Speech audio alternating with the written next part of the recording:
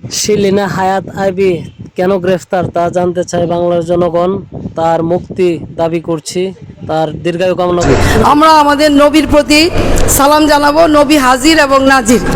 এবং নবী এই যে কথা বলছি, আমাদের আল্লাহ তার শ্রেষ্ঠত্ব জাহির করার জন্য নবীরে কিন্তু সকল ক্ষমতা দিয়েছেন। এখন আমাদের মধ্যে এগুলি নিয়ে ডিবেট চলে, অনেক কিছু চলে, আমরা এগুলি করা উচিত না। অ্যাকচুয়ালি আমরা আল্লাহর সেফ বান্দা এবং নবী রসুল আমাদের এগুলি সব কিছুর ঊর্ধ্বে, কিন্তু আমরা আপনি ডিভিশন করে ফেলি, অনেক কিছু করে ফেলি, এটা ঠিক না। নবীর নামে এখানে সবসময় যেখানে আল্লাহ এবং ফেরেশতারা সর্বক্ষণ দুরূদ পড়ছে, লা ইলাহা ইল্লাল্লাহ মুহাম্মাদুর রাসূলুল্লাহ, যেখানে আল্লাহ নিজে দুরূদ পড়ে নবীর উপরে, ফেরেশতা নিজে দুরূদ পড়ে, সেখানে আমরা আমাদের স্বার্থে, আমাদের মানে কি বলে পার্থিব স্বার্থে আমরা এখানে ডিভিশন তৈরি করে ফেলি।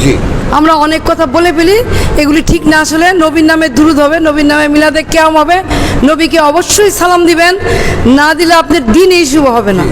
যে এটা বুকে ধারণ করতে পারবে, দেখবেন খুদ বা খোদ তার অনেক কিছু আসান হয়ে যাবে।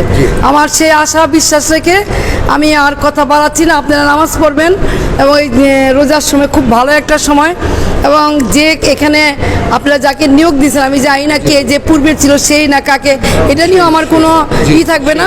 কমিটি আপনারা যারা ভালো মনে করেন, তবে যার নামেই মসজিদটা, হুজুর আপনি কি এইখানের? আপনি কি এইখানের ইমাম? 17 বছর। আপনি ইমাম? এখানে খতিব আছে কেউ? না, আপনি খতিব, আপনি ইমাম। না, উপরায় এই যে মুয়াজ্জিন আজকে 8 বছর। আপনি কি জানেন মাওলা আলী কে ছিল? হ্যাঁ, মাওলা আলীর কথা কি বলবেন? গাদিরে খুম পালন করেন? করেন?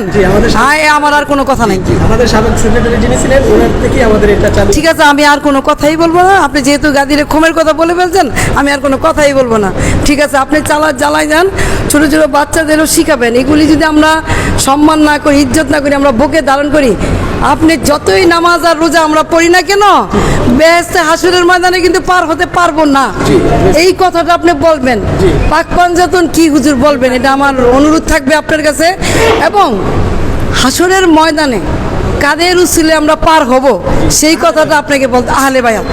এই আহলে বায়াতের কথা আপনি এই অঞ্চলের মানুষকে জানাবেন, কারণ আমরা অনেকেই জানি না। না জেনে আমরা অনেক সময় অনেক মন্তব্য করে ফেলি, অনেক ভুল করে ফেলি, কিন্তু জানানোর দায়িত্ব কিন্তু আপনাদের। যারা এখানে নামাজ পড়াবেন, যারা বলবেন, যারা ইসলামের ইতিহাস বলবেন, তাদের দায়িত্ব কিন্তু আপনাদের। আপনি যদি না বলেন, গুনাহ কিন্তু আপনার হবে, এই মানুষদের হবে না কিন্তু। সুতরাং আপনার কাছে আমার অনুরোধ রইল, আপনি আহলে বায়াত সম্বন্ধে, গাদিরে খুম সম্বন্ধে, আমাদের নবী করিম সাল্লাল্লাহু আলাইহি ওয়াসাল্লামের সম্বন্ধে এবং ইসলামের সঠিক নির্দেশনা, নবী যে বলছে তুমি মানবতার সেবা করো, মানব জাতি, সে কিন্তু বলে নাই আমি মুসলমানের, আমি হিন্দুর, আমি উমুকের, সে বলছে আমি মানব মানে কিন্তু সব চলে আসে। এই ইহ জগতের যা আছে, শ্রেষ্ঠ জগতের সবাইকে কথা আপনি বলবেন। আমাদের নবী করিম সাল্লাল্লাহু আলাইহি ওয়াসাল্লাম কিন্তু সকলের নবী, শুধু আমাদের মুসলমানদের নবী না কিন্তু। এবং আল্লাহ রসুল কিন্তু তাকে পাওয়ার দিয়ে দিছে। হ্যাঁ, পাওয়ার দিছে আল্লাহ রসুল, তাকে আল্লাহ পাওয়ার দিছে তার বন্ধুকে। যাই হোক, এটা উনি বলবে, আমার কাজ না।